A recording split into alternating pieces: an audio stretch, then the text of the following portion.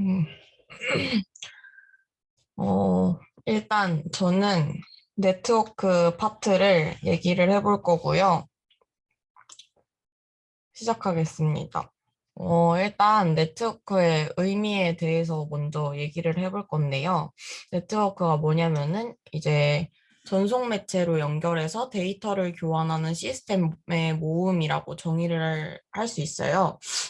근데 이제 이게 무슨 의미인지 좀 더 자세하게 살펴보려면은 이 그림을 보고 먼저 볼 건데, 이거. 우리는 이제 이 동그란 거, 얘를 노드라고 부르거든요.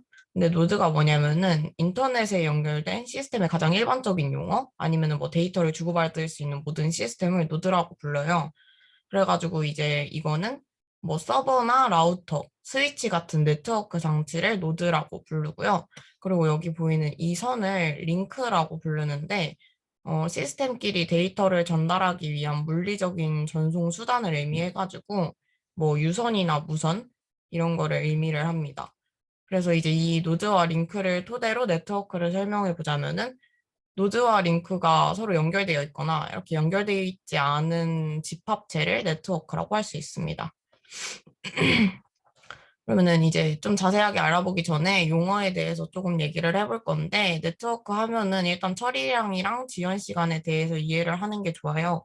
그래가지고 일단 처리량이 뭐냐면은 링크를 통해서 전달되는 단위 시간당 데이터량이라고 정의를 할 수 있는데, 이제 초당 전송되거나 수신되는 비트 수로 단위를 사용하고요. 그리고 이 처리량은 사용자들이 얼마나 많이 접속했나에 따라서 트래픽이 달라지고, 뭐 네트워크 장치 간의 대역폭 아니면은 뭐 네트워크 중간에 발생하는 에러 이런 걸로 영향을 받는다고 하고요. 그리고 지연 시간 같은 경우에는 요청이 처리되는 시간을 의미하는데, 어떤 메시지 하나가 두 장치 사이를 왕복하는 데 걸리는 시간을 지연 시간이라고 합니다. 그래가지고 지연 시간 같은 경우에는 매체 타입이 유선인지 무선인지 아니면 뭐 패킷의 크기 아니면 라우터의 패킷 처리 시간 같은 거에 영향을 받는다고 합니다. 여기서 패킷은 네트워크 계층에서의 전송 데이터를 의미하고요. 이제 네트워크 토폴로지에 대해서 이야기를 할 건데, 일단 네트워크 토폴로지가 필요한 이유는 마지막에 가서 얘기를 할 거여서 기본적인 개념부터 먼저 얘기를 해볼게요. 일단 네트워크 토폴로지가 뭐냐면은 아까 봤던 그런 노드와 링크가 어떻게 배치되어 있는지에 대한 방식 아니면은 뭐 구성 형태 이런 거를 의미하거든요. 그래서 이제 네트워크 설계할 때 뭐 트래픽이나 전송 방식, 매체 아니면 관리 방식 이런 거를 고려해가지고 토폴로지를 선택한다고 합니다. 그래서 이제 종류를 살펴볼 건데, 일단 첫 번째는 스타 토폴로지입니다. 그래가지고 이거는 보시다시피 여기 중앙에 있는 노드, 이거를 허브라고 하거든요. 얘를 중심으로 각 단말기를 이렇게 직접 연결을 해요. 그래가지고 모든 제어는 여기 있는 이 허브가 담당을 하고, 이제 이 스타 토폴로지의 장점은 노드를 뭐 추가했을 때뭐 다른 데 연결할 거 없이 그냥 허브로 이렇게 바로 연결할 수 있기 때문에 되게 확장성이 높다고 하고, 그리고 만약에 A에서 장애가 발생했는데 이거는 직접적으로 연결되어 있는 노드는 이 중앙 노드밖에 없잖아요. 그래서 이 A에서 장애가 발생해도 다른 노드, 이런 B나 뭐 이런 애들한테는 크게 영향을 미치지 않는다는 게 장점이라고 볼 수 있는데, 그거에 상반되게 이제 만약에 중앙 노드, 여기 이 허브가 장애를 일으켰을 경우에는 이제 전체 네트워크를 사용하지 못한다는 그런 단점도 있고요. 그리고 허브로 트래픽이 집중됐을 때는 성능이 하락한다는 그런 문제도 있습니다. 그리고 두 번째는 트리 토폴로지인데, 이제 이게 이렇게 뿌리 내린 것처럼 이런 식으로 막 약간 그 크리스마스 트리 모양 문제 아시죠? 그런 느낌처럼 생겨갔다고 해가지고 트리 토폴로지라고 부르거든요. 그래서 이거는 이제 최상위 컴퓨터 이 친구를 중심으로 하위에 단말기가 계층적으로 연결이 돼요. 그래서 얘를 이제 계층형 토폴로지라고도 하는데, 이제 아까 봤던 그 스타형의 확장이라고도 할 수 있다고 합니다. 그래서 이제 이 트리 토폴로지 같은 경우에도 스타형의 확장이라고 했잖아요. 그래가지고 이 하위에 노드를 추가하는 게 쉬워가지고 확장성이 높고, 높은 게 장점이라고 할 수 있는데, 이제 단점은 만약에 A에서 B로 이렇게 정보를 넘기려고 할 때 얘네는 바로 이어져 있는 경로가 없잖아요. 그래서 얘네는 이렇게 상위 노드를 타고 가서 정보를 넘기는 수밖에 없어요. 그래가지고 좀 불필요한 경로 이동이 필요하다는 게 단점이고, 그리고 뭐 하위 노드에서의 장애는 상관없겠지만 만약에 여기서 이 노드가 장애를 일으켰을 경우에는 이 하위에 있는 네트워크가 다 마비가 되겠죠. 그래서 그런 부분에 단점이 있다고 합니다. 그리고 다음은 버스 토폴로지인데 얘는 일단 왜 버스 토폴로지냐면은 이게 이제 버스라고 했을 때 이렇게 손잡이를 잡고 있는 것처럼 보여져가지고 버스 토폴로지라고 해요. 그래가지고 이제 중앙통신회선인 요 하나에 여러 개의 노드가 이렇게 연결되어 있는 네트워크 구성을 버스 토폴로지라고 하고요. 얘는 어떻게 데이터를 전달하냐면은 만약에 이제 A에서 데이터를 전달한다고 생각했을 때 얘가 데이터를 이렇게, 신호를 이렇게 보내요. 그럼 얘는 이제 양쪽으로 퍼지거든요. 근데 이제 얘가 이제 어디에 보낼 건지 주소를 같이 보낸단 말이에요. 그래가지고 이렇게 보낼 때 이렇게 다 지나가면서 얘는 그 주소를 보고 자기한테 오는 게 아니니까 그냥 넘겨보내요. 그래서 얘한테 지나쳐서 이제 B는 이게 주소를 봤을 때 자기한테 온다는 걸 확인했으니까 그 메시지를 복제하고 신호를 삭제를 하는데 이제 이 기능을 스위칭 기능이라고 하거든요.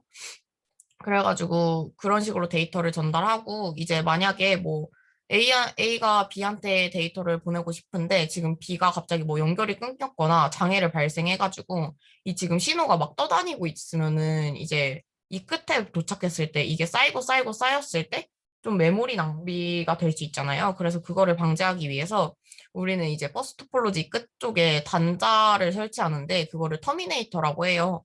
그래가지고 신호가 끝에 도착했을 때는 이 정보를 삭제하기 위해서 삭제할 수 있도록 그렇게 설치해서 뭔가 공간 낭비를 막을 수 있는 그런, 그렇게 설계를 했다고 합니다.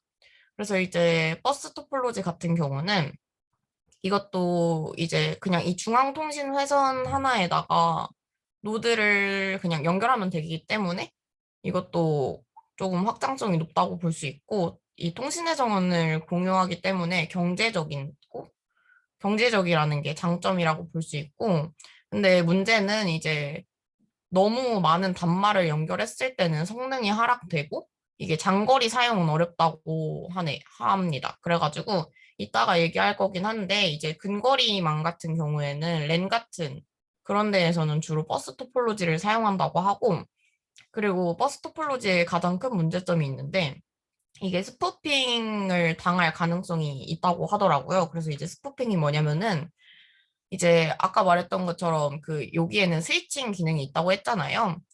근데 이제 A에서 B한테 뭐 데이터를 보냈는데 그 스위칭 기능을 그 악의적인 노드를 하나 설치해서 얘가 그걸 마비를 시키는 거예요. 그래서 원래는 여기로 가야 할 그 스위칭 기능을 마비시켜서 악의적인 노드로 여기에 있는 악의적인 노드한테 이렇게 가게 해서 그 패킷을 복제해서 조금 검정 방향으로 쓰는 그런 식의 해킹을 하는 경우가 있다고 합니다. 그래서 그게 버스 토폴로지의 가장 큰 단점이라고 볼 수 있고요. 그리고 다음은 링형 토폴로지인데 이거는 이제 이렇게 각각의 노드를 양옆에 노드에게 연결해가지고 좀 전체적으로 고리처럼 보이는 형태이거든요. 그래가지고 얘는 이제 단방향으로 데이터를 전송하기 때문에 어, 좀 고장 지점을 발견하는 것도 용이하고 모든 단말기의 그 네트워크 서비스가 동일하니까 그 고장 지점을 발견하는 게 용이하고 어차피 한 방향으로 가니까 충돌할 가능성이 굉장히 낮다고 합니다. 그래서 그것이 장점이고 그리고 이거는 그걸 안 얘기했는데 이게 데이터를 어떻게 전달하냐면은 이렇게 전달할 때 이 데이터가 그냥 계속 그 신호가 계속 돌 수 없잖아요. 얘가 만약에 얘한테 보낼 건데 얘한테 도달했는데 이제 데이터가 계속 돌면 안 되니까 이제 이 수신하는 쪽에서 메시지를 제공한다고 합니다. 근데 이제 이거의 문제점은 하나의 통신 회선을 사용하니까 만약에 이 친구가 장애를 일으켰을 때는 모든 네트워크가 마비게 되겠죠. 그래가지고 그것도 단점이라고 볼 수 있고 그리고 이 친구는 아까 걔네 뭐 스타형이나 버스처럼 뭐 노드를 추가했을 때 그냥 하나 회선을 딱 이으는 게 아니고 단말을 하나 추가하면은 이 회선은 끊고 여기 통신회선을 또 이렇게 추가를 해야 돼가지고 단말을 추가하는 데는 조금 어렵다고 합니다. 그래서 그걸 단점이라고 볼 수 있고, 그리고 마지막으로 이제 메시 토폴로지인데 얘는 약간 이렇게 그물망처럼 이어져 있잖아요. 그래서 이거를 망형 토폴로지라고도 부르거든요. 그래서 이제 여기 얘네들을 각 장치를 이렇게 1대1로 그 포인트 투 포인트 방식으로 링크를 하고요. 그래서 이제 각각 이렇게 다 연결이 돼 있으니까 안정성이랑 뭐 신뢰성, 보안성 이런 게 높다고 하고, 그리고 만약에 여기서 이 친구가 장애를 일으켰다고 해도 경로가 많으니까 뭔가 네트워크에 문제는 그렇게 크지 않은 그게 장점이라고 할 수 있고요. 그리고 뭐 트래픽도 분산 처리가 가능하다는 장점이 있습니다. 하지만 문제점은 너무 많은 통신회선이 필요하다는 게 그게 문제점이고요. 그래서 막 노드를 하나를 추가했을 때 여기 노드에 추가해야 할 회선만 해도 지금 5개잖아요. 그래서 이거는 좀 구축하거나 운용하는데도 굉장히 많은 비용이 들어가지고 그거를 단점이라고 합니다. 그래서 지금까지 토폴로지를 5개를 알아봤는데 이제 실제 네트워크 토폴로지 같은 경우에는 이런 토폴로지를 하나의 종류만 선택하는 게 아니고 방금 봤던 이런 다양한 종류들을 결합해가지고 사용을 한다고 해요. 그래가지고 뭐 예를 들자면은 여기가 이게 만약에 제일 상단에 이렇게 트리 토폴로지를 만들었다면 A는 뭐 메시 토폴로지를 사용하고 뭐 B는 스타 토폴로지를 사용하고 뭐 얘는 버스를 사용하고 이런 식으로 결합해서 사용을 하고 있다고 합니다. 아무튼 그래가지고 이제 아까 말씀드렸다시피 이제 네트워크 토폴로지가 필요한 이유가 이제 병목 현상 이것 때문인데요. 병목 현상이 뭐냐면은 그 물병의 몸통보다 그 목 부분 내부 지름이 좁아가지고 물을 부을 때 되게 천천히 내려오잖아요. 그래서 그거에 빗대어서 설명한 단어인데, 어, 이게 네트워크랑 어떻게 연결되냐면은 이제 만약에 어느 한 서버에 사용자 트래픽이 너무 증가해가지고 트래픽을 관리를 못했을 때 병목 현상이 일어나거든요.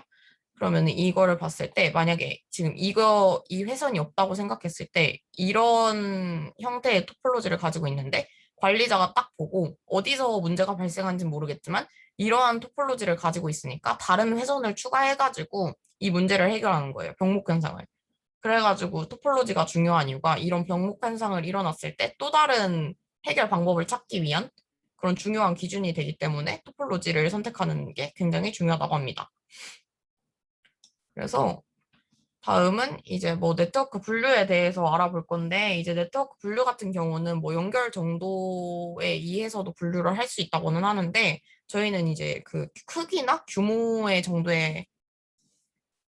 크기나 규모로 분류를 해볼 거예요. 그래가지고 이제 랜이랑 맨이랑 웬으로 이렇게 나눌 건데 일단 이 하위에서부터 이렇게 올라가 보자면은 랜은 로컬 에어리어 네트워크라고 근거리 통신망 아까 그 버스 토폴로지 할 때 잠깐 얘기했던 그거 기억나시나요? 아무튼 그래가지고 같은 건물이나 뭐 캠퍼스 같이 되게 좁은 공간 있잖아요. 그런 데에서 좀 운영하는 건데 우리가 제일 일상생활에서 가장 많이 접하는 그것도 랜이라고 보시면 될 것 같아요. 그래서 랜은 이제 좁은 공간에서 사용하니까 전송 속도도 되게 빠르고 혼잡하지가 않다고 해요. 그래가지고 아까 말했던 것처럼 버스 토폴로지도 사용하지만 링형 토폴로지도 사용을 한다고 합니다. 그래서 그 이제 ISO 기준 랜은 어디서 사용하냐고 그렇게 정의를 한 게 있는데 그거는 이제 랜 같은 경우는 그 네트워크를 구축한 사용자가 직접 네트워크를 관리하고 운영하는 그런 환경에서 랜을 사용한다고 합니다. 그리고 다음은 맨인데요. 이거는 메트로폴리탄 에어리어 네트워크라고 대도시 지역 네트워크를 의미하거든요. 그래서 도시 같은 그런 넓은 지역에서 운영을 하는 네트워크인데, 램보다는 당연히 크니까 전송 속도는 평균이고 램보다는 혼잡하다는 그런 당연한 특징을 가지고 있고요. 그리고 마지막으로 웬인데, 이거는 와이드 에어리어 네트워크라고 광역 네트워크, 뭐 원거리망 이런 거를 의미를 해요. 그래가지고 국가나 뭐 대륙같이 메트로폴리탄보다 좀 더 넓은 지역에서 사용을 하고요. 그리고 당연히 넓은 지역이니까 전송 속도는 낮고 맨보다는 혼잡하겠죠. 그리고 여기 이제 이 그림을 보면은 여기 점 이렇게 찍혀져 있는 거 보이시나요? 그래서 이 점들을 다 이어가지고 포인트 투 포인트 환경으로 운영을 한다는 것도 알고 있으면 될 것 같습니다. 그리고 이제 네트워크 모델에 대해서 알아볼 건데요. 네트워크 모델은 일단 전체적으로 설명을 해드리자면은 이제 인터넷 프로토콜 스위트라는 게 있는데 이게 인터넷에서 컴퓨터들이 좀 서로 정보를 주고받는 데 쓰이는 프로토콜의 집합이거든요. 그래가지고 이거를 이제 뭐 TCP/IP 4계층 모델이나 뭐 OSI 7계층 모델로 설명을 해가지고 이제 이거에 대해서 좀 알아볼 건데요. 그거를 그 두 가지 모델을 알아보기 전에 일단 계층 구조에 대해서 알아야 돼가지고 이거에 대해서 먼저 설명을 해드릴게요. 일단 계층이 뭐냐면은 계층은 이제 레이어라고도 부르는데 여기서 n 계층과 n-1 계층 요 사이의 관계를 의미하기도 하고요. 아니면은 이제 이 n 계층과 이 n 계층 즉 다른 노드의 n 계층 간의 관계 여기서도 이거를 계층이라고 부릅니다. 그래서 이 화살표를 하나씩 살펴보자면은 일단 여기 이 계층과 계층 사이에 하위 계층과 상위 계층을 이어주는 이 친구가 이제 인터페이스인데 얘는 이제 같은 노드에 위치한 상하위 계층 사이의 규칙을 의미하고요. 그리고 이 회색깔, 이 친구는 이제 하위에서 상위 계층을 이렇게 나타내고 있죠. 그래서 이거는 이제 서비스라고 하는데 서비스는 방금 말했던 것처럼 하위 계층이 상위 계층에게 제공하는 인터페이스를 의미합니다. 그리고 이제 이 계층이 노드 사이를 이렇게 이어주는 요 화살표는 이제 프로토콜이라고 볼 수 있는데 프로토콜은 이제 서로 다른 호스트에 위치한 동일한 계층끼리의 통신 규칙이라고 보시면 될 것 같습니다. 그래서 이렇게 모듈화된 계층 프로토콜 구조 같은 거는 이제 좀 큰 시스템 같은 거를 좀 간단하게 재구성할 수 있어가지고 좀 설계할 때나 구현할 때나 되게 용이하다고 하고요.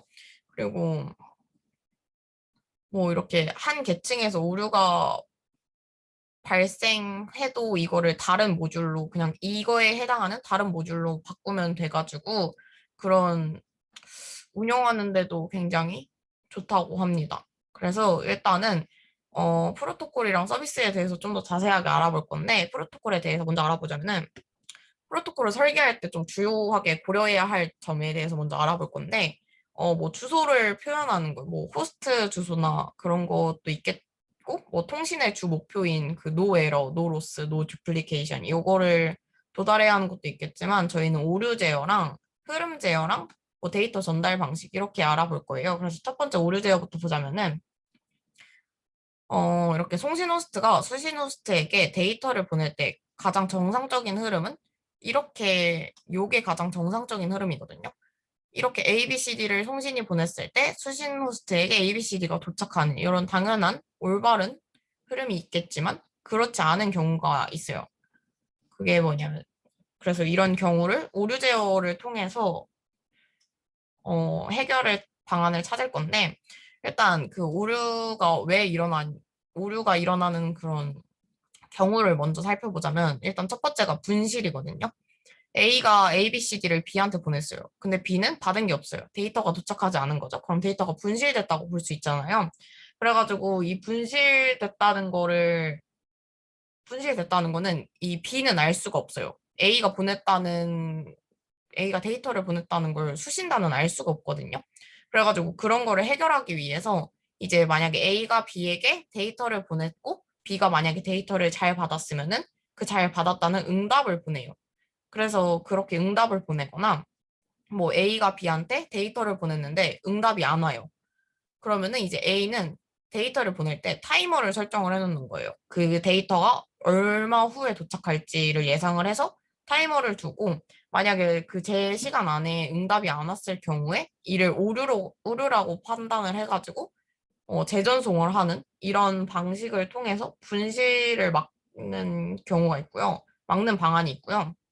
그리고 두 번째는 변형인데요. 이거는 이제 A가 A, B, C, D를 보냈는데 B가 받은 거는 DDDD인 거예요. 그러면은 이거는 잘못된 정보인데 B는 이거를 또 알 수 있는 방법이 없단 말이에요.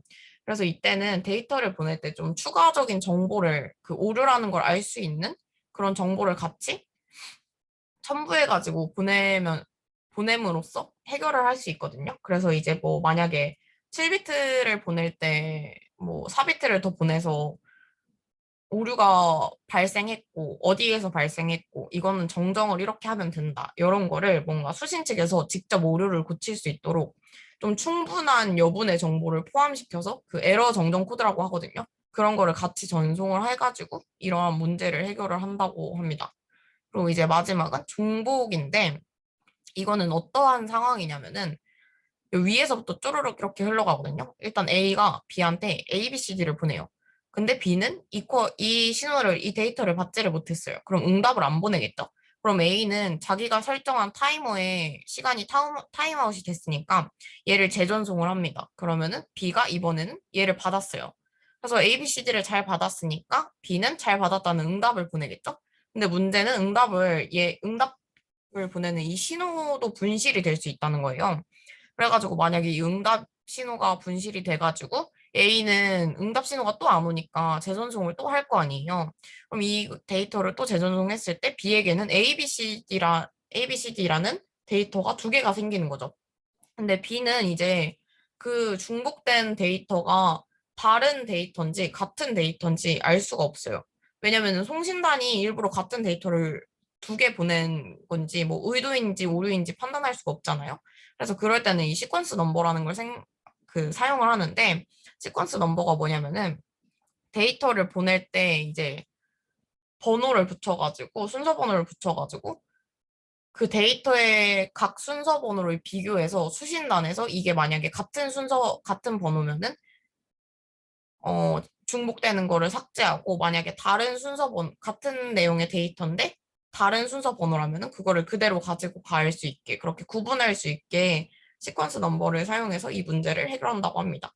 그래서 이것까지가 오류 제어고, 이제 다음은 흐름 제어인데, 흐름 제어는 이제 플로우 컨트롤이라고 하거든요. 근데 이제 흐름 제어가 뭐냐면은, 이제 송신 호스트가 이렇게 있고 수신 호스트가 이렇게 있어요. 근데 이제 송신 호스트는 데이터를 계속 보내겠죠? 그럼 이 데이터를 계속 보내면 수신 호스트는 계속 이 데이터를 받고 데이터를 처리를 해야 하는데 아무래도 보내는 거는 빠르게 진행을 할 수 있겠지만 이렇게 데이터를 처리하는 거는 보내는 거에 비해 시간이 조금 걸리잖아요. 그래서 이제 수신란의 부하가 좀 더 원래 기본적으로 크긴 한데 이때 우리는 버퍼를 설정을 할 수 있어요. 버퍼를 사용해가지고 이제 송신 호스트가 데이터를 보내서 수신 호스트가 처리하고 얘가 처리하고 있는데 또 송신단이 보냈을 때 얘가 아직 처리하고 있으니까 버퍼에게 이 데이터를 쌓아 놓는 거예요. 그래서 이 호스트가 그 데이터를 내보낸 후에 그 버퍼에 있던 데이터를 또 가지고 와서 이렇게 처리하는 이러한 형태로 좀 그런 흐름 문제를 해결할 수 있겠지만 버퍼 크기에도 좀 제한이 있단 말이에요. 그래서 송신호스트에서 너무 많은 데이터를 보냈을 때 버퍼도 과부하가 될 수 있어가지고 이러한 문제를 예방하기 위해서 이제 흐름 제어를 사용을 합니다. 그래서 흐름 제어는 어떻게 사용을 하냐? 송신호스트가 데이터를 보내요. 그럼 수신호스트는 그 데이터 처리를 하겠죠? 그러고 그 데이터 처리가 끝난 후에 이제 다음 데이터를 보내라는 다음 데이터 전송을 하라는 그 허가를 송신단에게 보내는 거예요.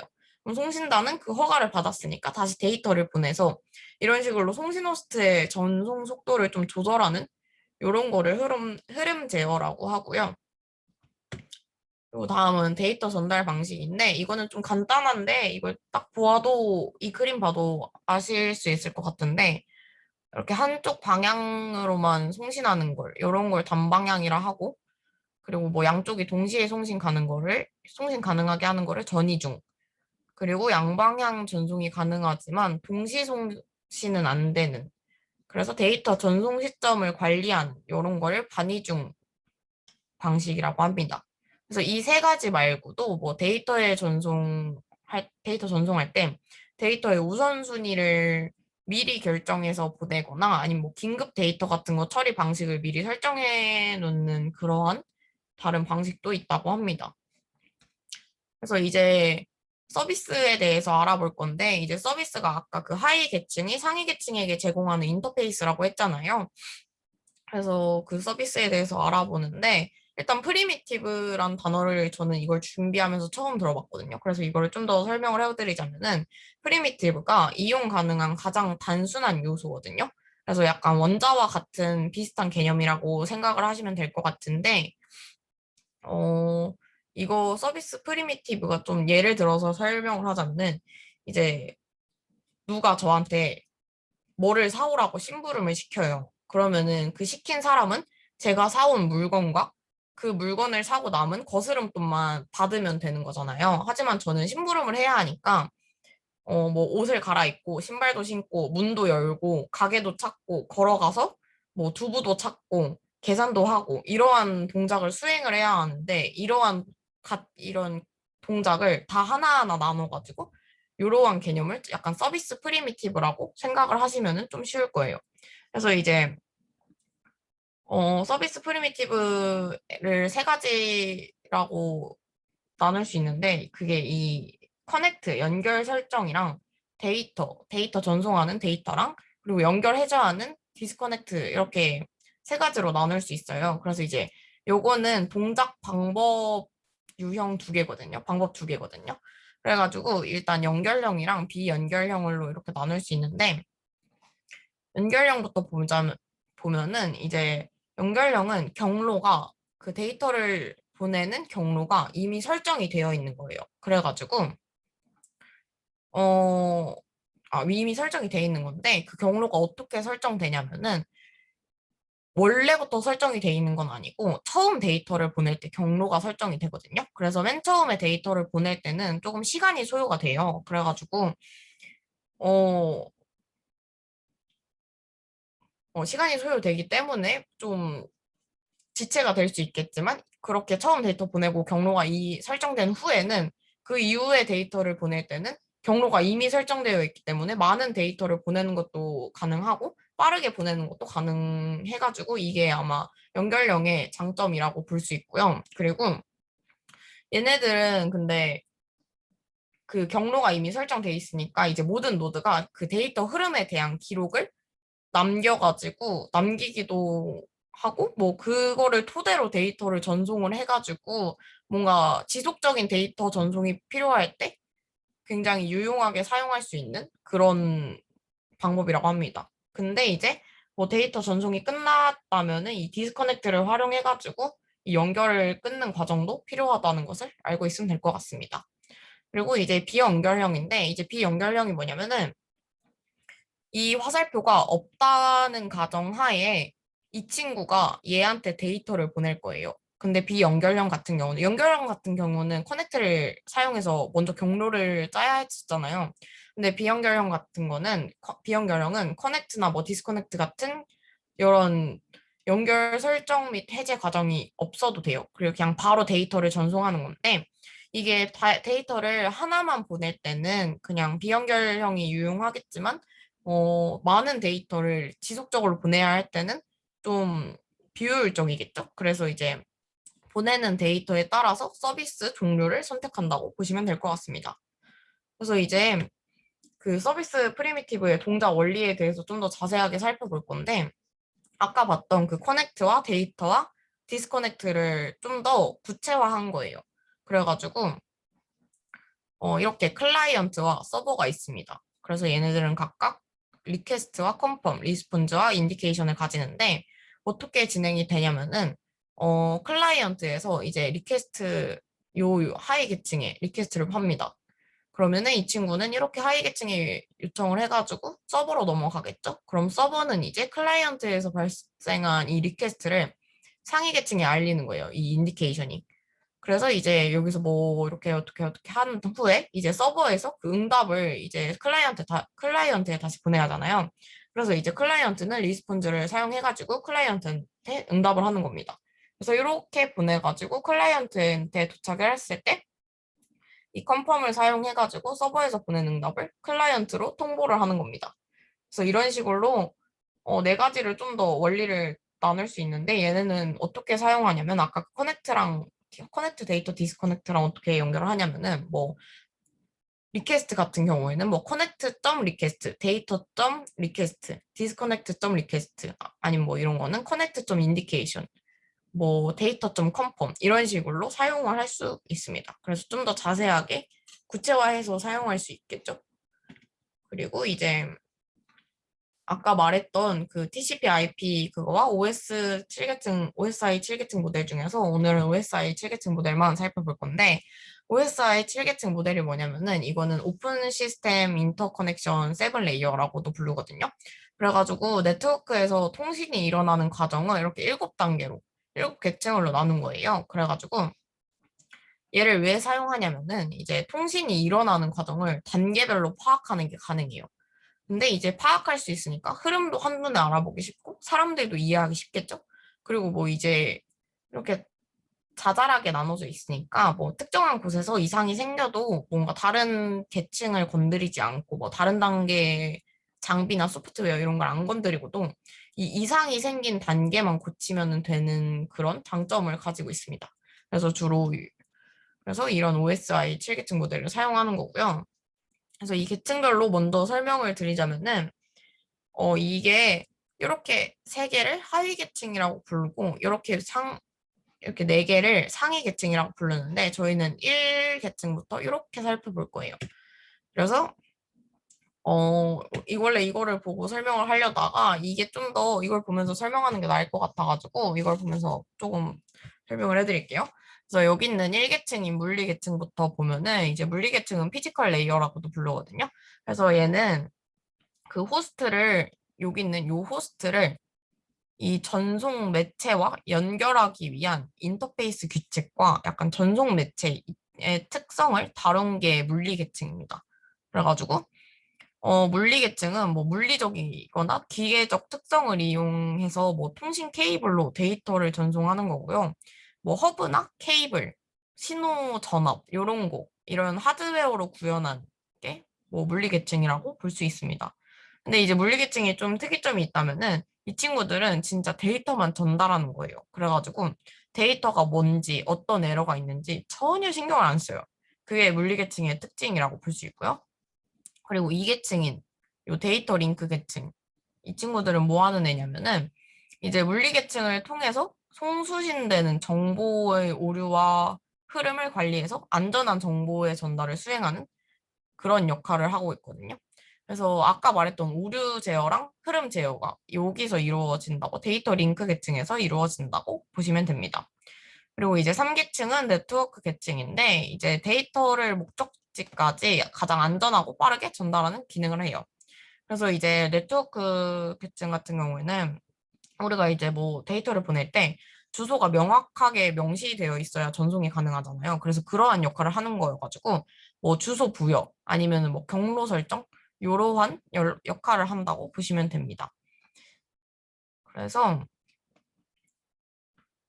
그리고 네트워크 계층에서는 그 만약에 이 망이 너무 혼잡했을 때는 잠깐 멈춰달라고 하는 그런 혼잡 제어 기능도 할 수 있다고 해가지고 그것도 같이 알아두시면 좋을 것 같습니다. 그리고 이거는 이제 다음은 4계층인 전송 계층인데요. 이제 전송 계층은 통신을 활성화하기 위한 계층이에요. 그 송수신 프로세스 사이 연결 기능을 지원을 하거든요. 그래서 종단 간 연결 기능을 지원을 하는데 여기서 종단 간 연결 기능이 뭐냐면은 만약에 저희가 약간 어렸을 때는 유선 전화밖에 없었잖아요. 그래가지고 저희가 뭐 친구랑 오늘 어디서 만나자는 그런 약속을 잡기 위한 그 약속을 잡는 목적을 가지고 친구네 집으로 전화를 해요. 근데 친구네 집에 전화를 이제 친구네 부모님이 받는 거죠. 그러면은 저는 이제 부모님한테 친구를 바꿔달라고 얘기를 하고 친구가 저랑 전화를 하면서 이제 제가 목표했던 그 어디서 만나고 몇 시에 만날 건지 그 목적을 도달하는 그 순간이 뭐 종단 간 연결이 일어났다. 이런 식으로 좀 예시를 많이 들더라고요. 그래서 좀 그렇게 이해하면은 조금 쉬운 것 같아서 그게 뭐 종단 간 연결 기능이라고 생각을 하시면 될 것 같고요. 그리고 전송 계층에서도 이제 오류 제어나 흐름 제어가 일어나거든요. 근데 제가 아까 데이터 링크 계층에서도 오류 제어랑 흐름 제어가 일어난다고 했잖아요. 그러면은 그 두 개가 왜 똑같은 제어가 두 번씩이나 일어나냐 이런 식으로 생각을 할 수 있는데 여기에는 좀 차이가 있어요.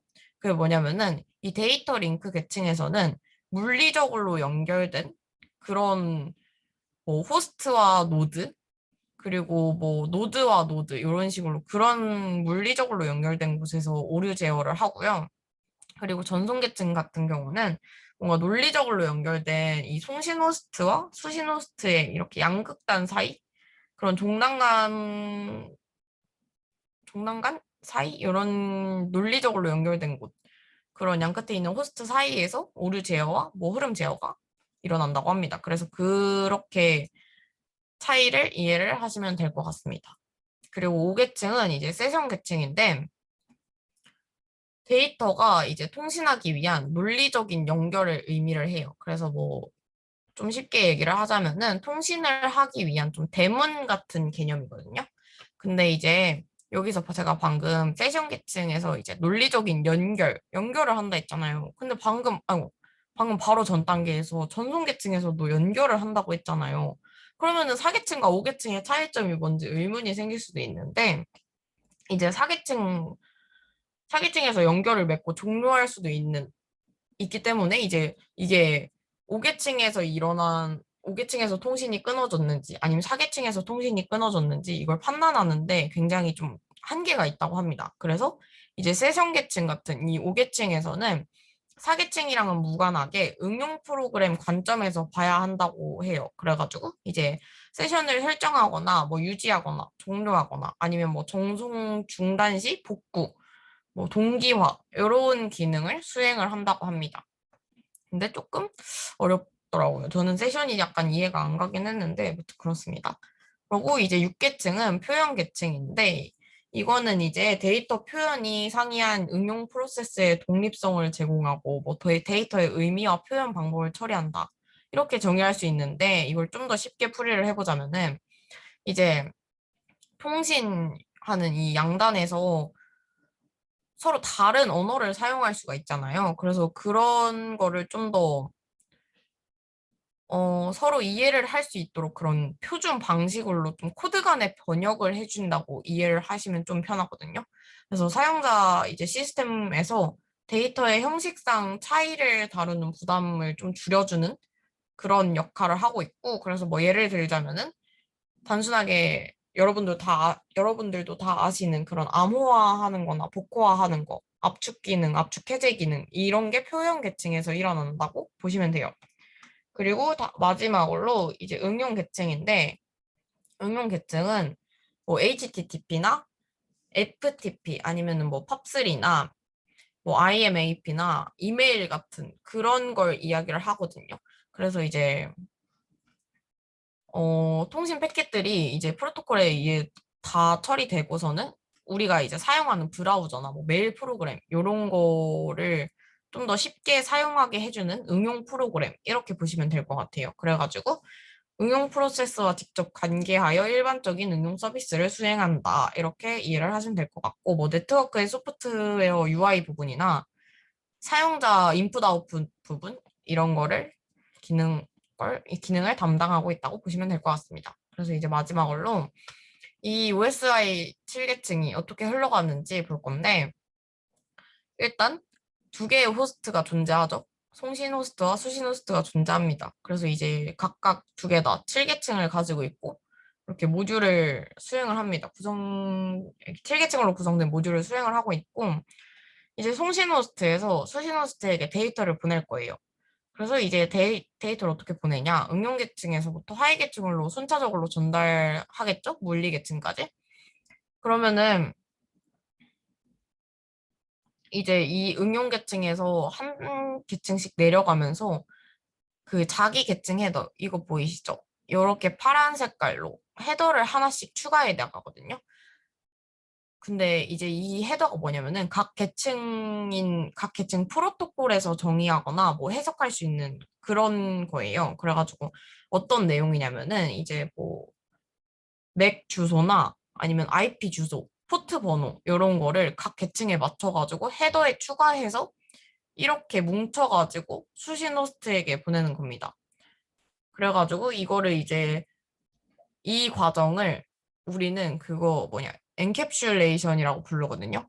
그래가지고 이렇게 캡슐화를 해가지고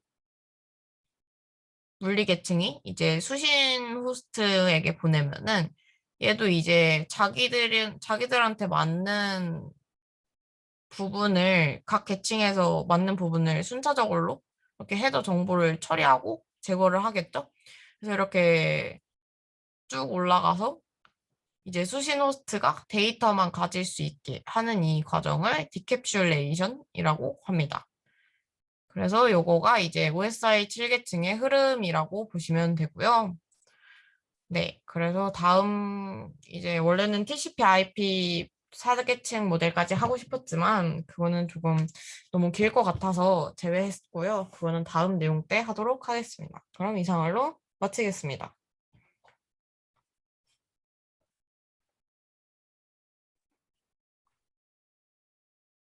질문 있으신가요?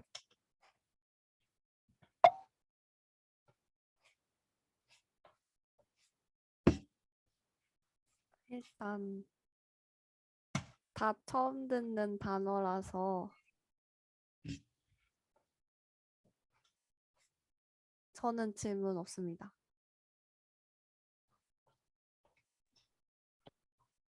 저는 일단 저도 사실 지금 학교 수업 듣고 있는 상태라 막 잘 모르는 게 많아서 근데 설명을 너무 잘해 주셔가지고 오늘 설명해 주신 거는 진짜 다 이해된 것 같아요.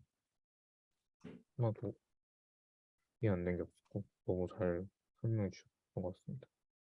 저도 질문 없습니다. 네, 저도 질문 없습니다. 그럼 그러면 오늘 녹화 일단 끊을까요? 종료하겠습니다. 네.